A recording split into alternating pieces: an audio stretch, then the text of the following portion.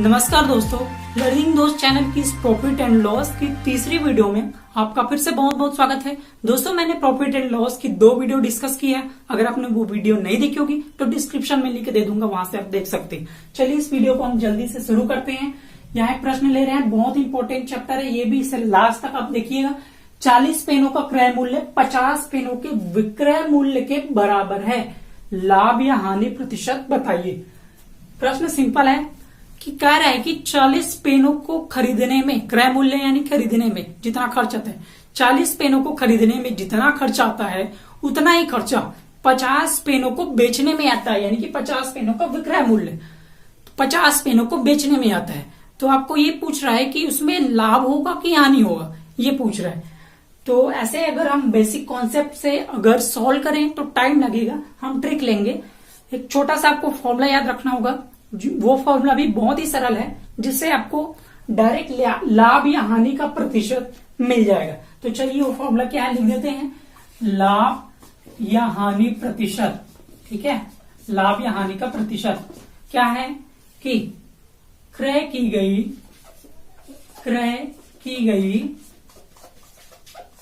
वस्तुओं की संख्या, ठीक है, माइनस विक्रय की गई, ये माइनस विक्रय की गई, ये विक्रय है, की गई वस्तुओं की संख्या।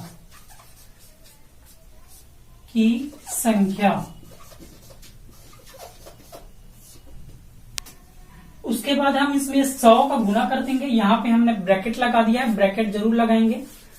इससे हमें समझ आ रहा है कि इसे ये जो दोनों जो है क्रय की गई वस्तुओं की संख्या में विक्रय की गई वस्तुओं की संख्या घटाते हैं, उसे 100 का गुना हो रहा है, बटे होगा विक्रय की गई वस्तुओं की संख्या। विक्रय की गई वस्तुओं की संख्या।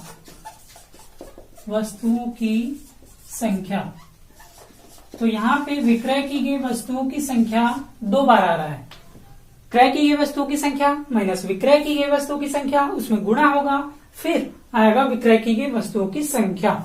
बस इस फॉर्मूले में आपको वैल्यू पुट अप कर देना है, जो जो वैल्यू है, फिर आपको आंसर मिल जाएगा। क्रय की गई वस्तुओं की संख्या है 40, माइनस है विक्रय की गई वस्तुओं की संख्या, देखिए 50 है, माइनस 50 और उसके बाद गुणा 100 बटा विक्रय की गई वस्तुओं की संख्या जो कि 50 है, तो 50। अब इसे कैंसिल कर दीजिए, 50 से कम 50, 50 दूनी 100। अब क्या बचा यहाँ पे 2, यहाँ पे 40 में 50 माइनस करेंगे तो मिलेगा, 40 में 50 माइनस करेंगे तो मिलेगा -10।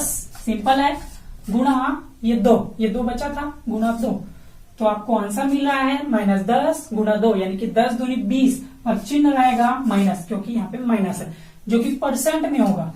तो आपको ये ध्यान रखना है कि आंसर हमारा किस चिन्ह में आ रहा है। अगर प्लस में आ रहा है, धनात्मक में आ रहा है तो लाभ होगा, अगर ऋणात्मक में आ रहा है, माइनस में आ रहा है तो हानि होगा। तो यहाँ पे -20% आ रहा है, यानी कि 20% की हानि होगी। तो इसका आंसर यही है।